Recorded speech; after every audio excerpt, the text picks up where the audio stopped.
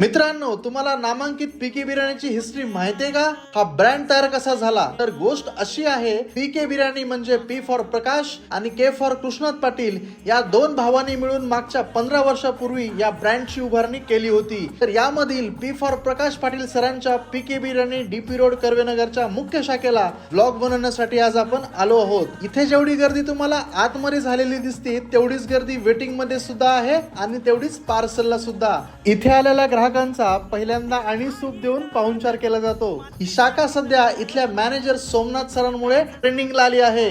नाच करते काय यायला लागते. साजूक तुपातील चिकन दम बिर्याणी सोबत चिकन रान, कोल्हापुरी चिकन थाळी, मटन थाळी, कबाब सर्वच जबरदस्त आहे. म्हणूनच दुपार असो किंवा संध्याकाळ तुम्हाला ग्राहकांची गर्दी कायम एवढीच दिसणार. मग या आखाड्यामध्ये क्वालिटी आणि क्वांटिटी मध्ये साजूक तुपातील बिर्याणी खायची असेल तर यायला लागतंय. पीके बिर्याणी डीपी रोड